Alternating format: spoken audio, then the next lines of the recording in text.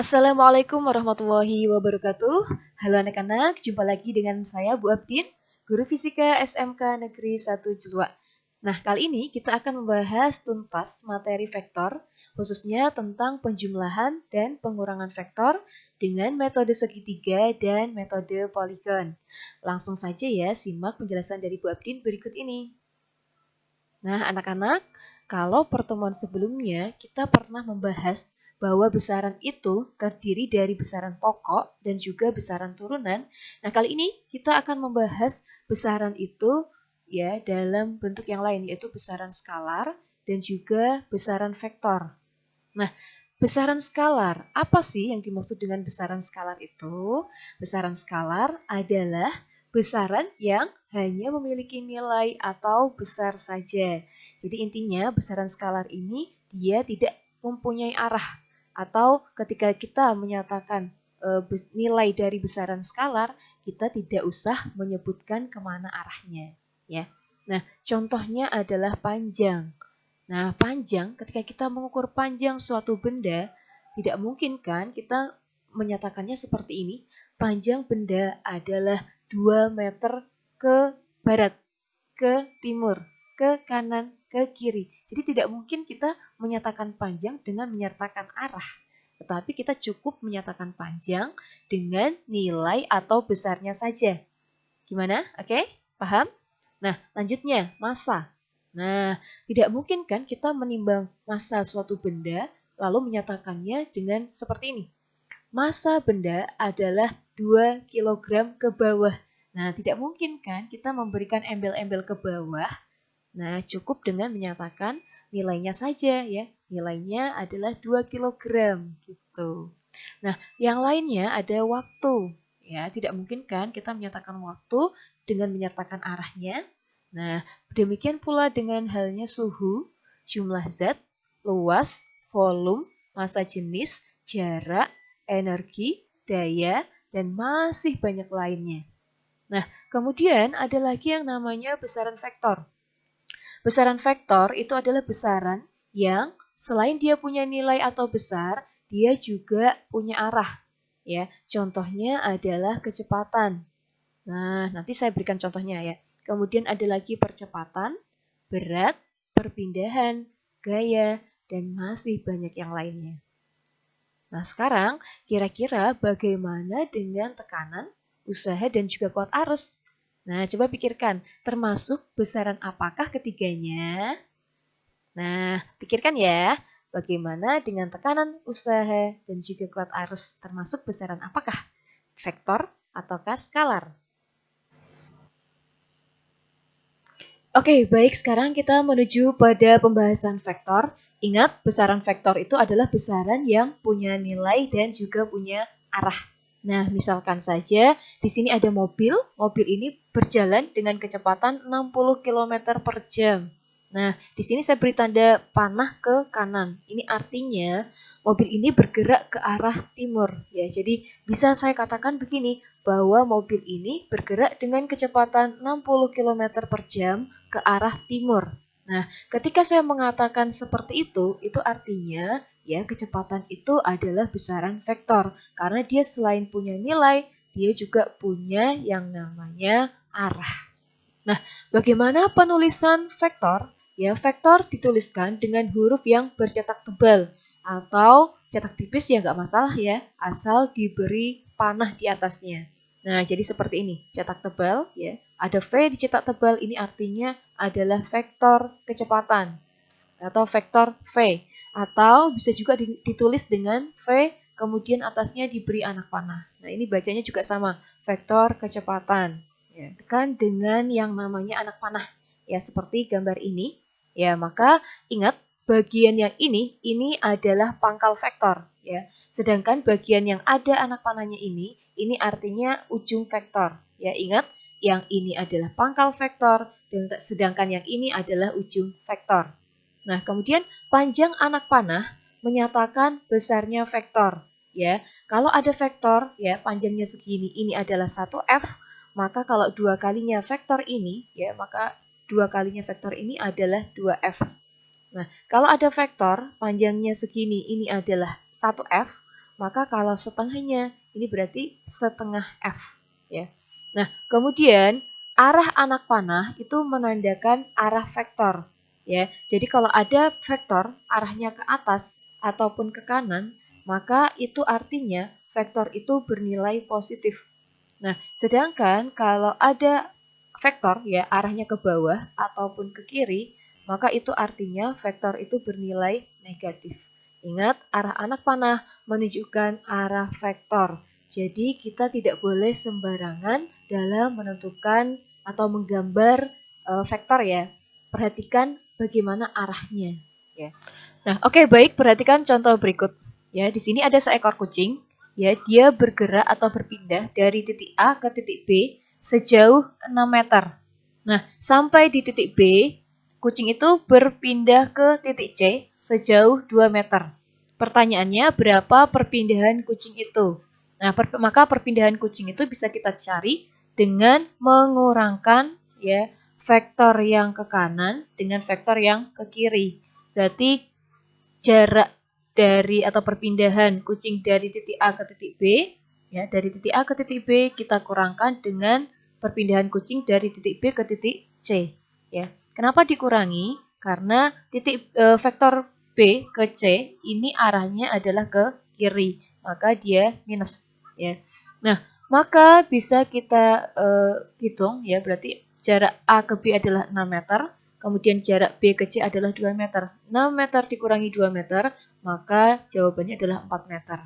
Jadi kucing itu berpindah 4 meter ke kanan atau ke arah timur. Nah, kenapa bisa ke kanan? Kenapa bisa ke arah timur?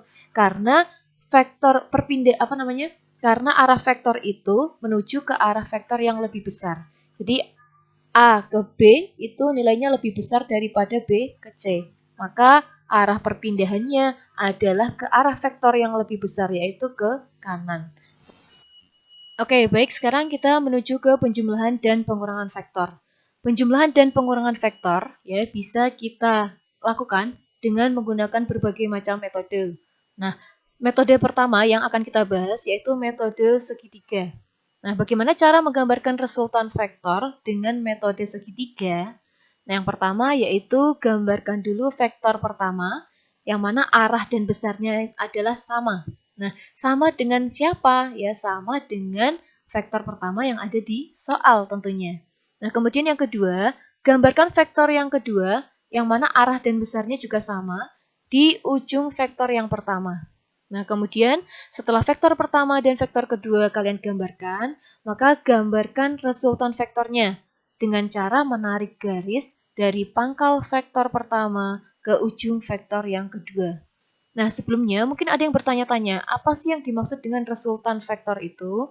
Resultan vektor itu adalah hasil penggabungan dari dua buah vektor atau lebih. Ya, hasil penggabungan dari dua buah vektor atau lebih itu namanya resultan vektor. Nah, langsung saja Bu Abdin akan berikan contoh, yaitu misalkan di sini kita punya vektor yang pertama, arahnya ke kanan atas, ya, kita sebut ini sebagai vektor A. Kemudian di sini ada vektor yang kedua, yang arahnya ke kiri, kita sebut sebagai vektor B. Nah, kemudian vektor A dan vektor B ini, ya, bisa ketika digabungkan, maka akan kita dapatkan yang namanya resultan vektor.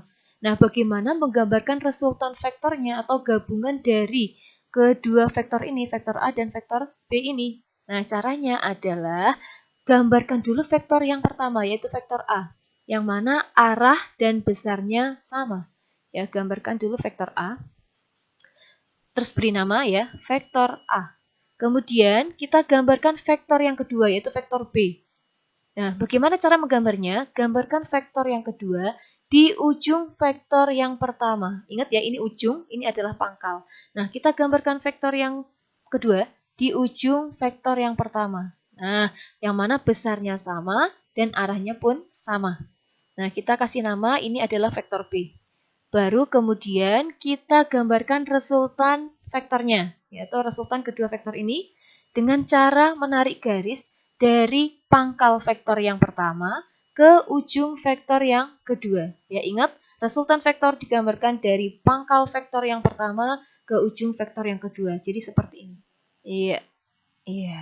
Nah, kita beri nama, maka resultan vektor kedua vektor ini yaitu vektor A dikurangi dengan vektor B. Kenapa dikurangi? Karena vektor B ini arahnya ke kiri.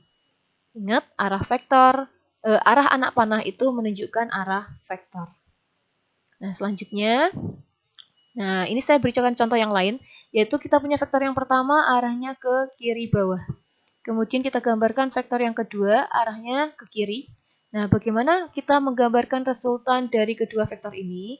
Yaitu dengan cara yang sama. Gambarkan dulu vektor yang pertama, ya, besarnya sama dan arahnya juga sama. Kita kasih nama vektor A. Kemudian kita gambarkan vektor yang kedua. Nah, bagaimana menggambarkannya? Ingat, menggambarkan vektor yang kedua di ujung vektor yang pertama. Berarti di sini. Ya, seperti ini. Ya, ini adalah vektor B. Kemudian kita gambarkan hasil gabungan dari kedua vektor ini atau yang disebut sebagai resultan vektor dengan cara menarik garis dari pangkal vektor yang pertama ke ujung vektor yang kedua. Seperti ini. Iya, dari pangkal vektor yang pertama ke ujung vektor yang kedua, lalu kita beri nama. Resultan vektornya adalah sama dengan minus vektor A dikurangi vektor B. Ya, kenapa minus? Karena ini ke bawah. Nah, kenapa yang B ini minus? Karena yang B ini adalah ke kiri. Jadi minus vektor A di minus lagi vektor B.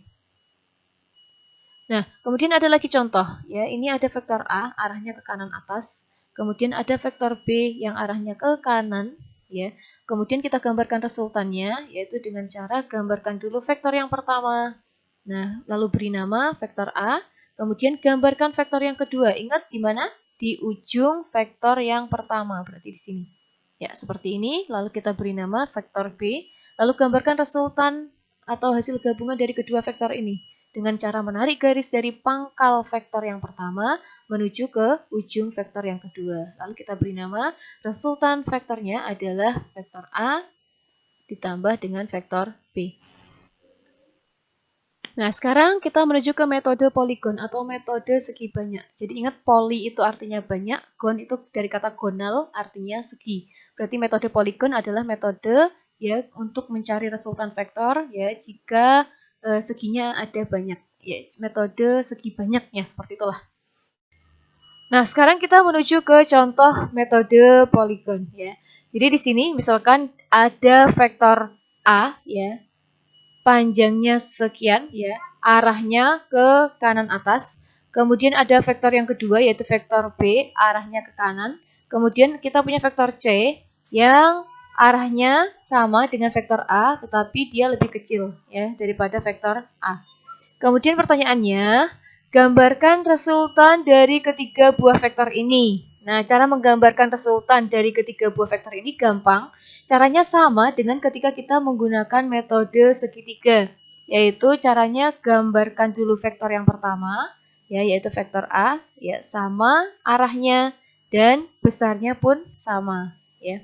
Kemudian setelah itu gambarkan vektor yang kedua dengan cara meletakkan pangkal vektor yang kedua di ujung vektor yang pertama, seperti ini. Lalu kita beri nama, ya. Kemudian gambarkan vektor yang ketiga, yaitu vektor C, sama di ujung vektor yang kedua. Seperti ini ya, panjangnya sama, arahnya sama, besarnya sama. Ini adalah vektor C. Nah, maka resultan dari ketiga buah vektor ini bisa digambarkan dengan menarik garis dari pangkal vektor yang pertama menuju ke ujung vektor yang terakhir atau ketiga. Nah, yaitu seperti ini.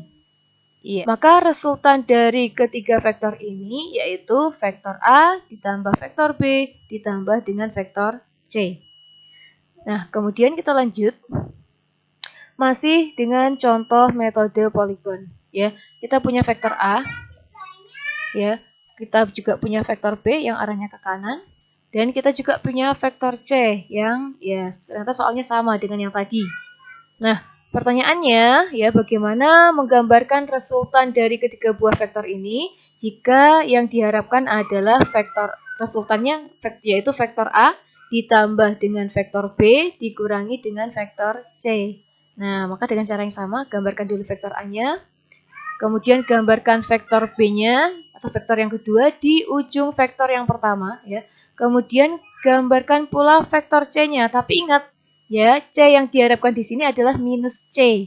Nah, maka kita bisa menggambarkan vektor yang besarnya sama atau panjangnya sama dengan vektor C, tetapi arahnya berlawanan. Kalau ini ke atas, berarti yang kita gambarkan nanti adalah ke bawah.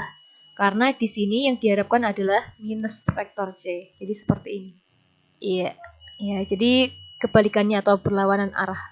Nah, kemudian menggambar resultannya bagaimana? Ya sama, gambarkan garis dari pangkal vektor yang pertama ke ujung vektor yang terakhir. Nah, seperti ini.